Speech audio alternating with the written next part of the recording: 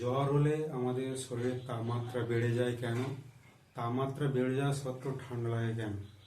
প্রথমত আমাদের জ্বর হয় কেন? না, বাইরে থেকে কোনো অ্যান্টিজেন অর্থাৎ ভাইরাস ব্যাকটেরিয়া যখন প্রবেশ করে আমাদের শরীরের মধ্যে, তখন আমাদের সেই শরীরের মধ্যে যে অ্যান্টিজেন প্রবেশ করে গেল, আমাদের বডির মধ্যে কিছু ডিফেন্স মেকানিজম আছে। সেই ডিফেন্স মেকানিজমের মাধ্যমে অ্যান্টিজেনকে প্রতিহত করবে। সেই ডিফেন্স মেকানিজমকে সাকসেস করার জন্য আমাদের শরীরে হিটের প্রয়োজন। আর সেই হিট অর্থাৎ দেহের মধ্যে যে তাপমাত্রা, সেই কন্ট্রোল করছে কে? সম্পূর্ণ কন্ট্রোল হচ্ছে আমাদের ব্রেনের মধ্যে যে হাইপোথ্যালামাস আছে। সেই হাইপোথ্যালামাস বলে একটা অর্গান আছে। সেই হাইপোথ্যালামাস কি করছে? সমস্ত বডির মধ্যে টেম্পারেচার অর্থাৎ তাপমাত্রাকে কন্ট্রোল করছে। বাইরে থেকে যখন অ্যান্টিজেন অর্থাৎ ভাইরাস ব্যাকটেরিয়া প্রবেশ করে, তখন বডির মধ্যে একবার কেমিক্যাল সিক্রেশন হয়। সেই কেমিক্যাল হচ্ছে পাইরোজেন্স। এই পাইরোজেন্স হাইপোথ্যালামাসকে বলে আমার এখন হিটের প্রয়োজন, আমি ডিফেন্স মেকানিজমের জন্য আমার হিটের প্রয়োজন। তখন হাইপোথ্যালামাস কি করছে? আমাদের দেহের মধ্যে সাধারণ তাপমাত্রা কত? 98.4 ডিগ্রি ফারেনহাইট।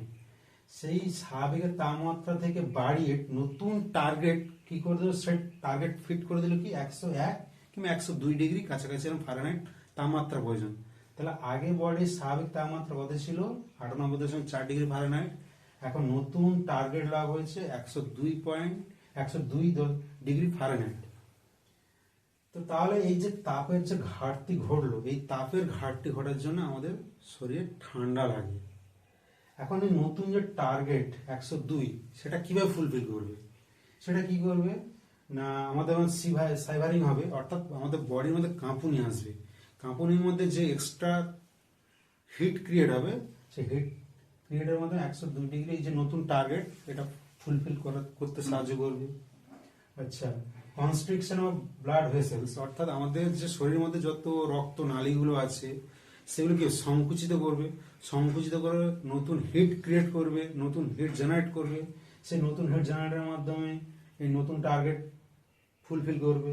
আবার কি করবে? আমাদের যে শরীর যে অতিরিক্ত তাপ হতো, সেটা স্কিনের মাধ্যমে যে বেরিয়ে যায়, সেটাকে রিডাকশন করে দেবে।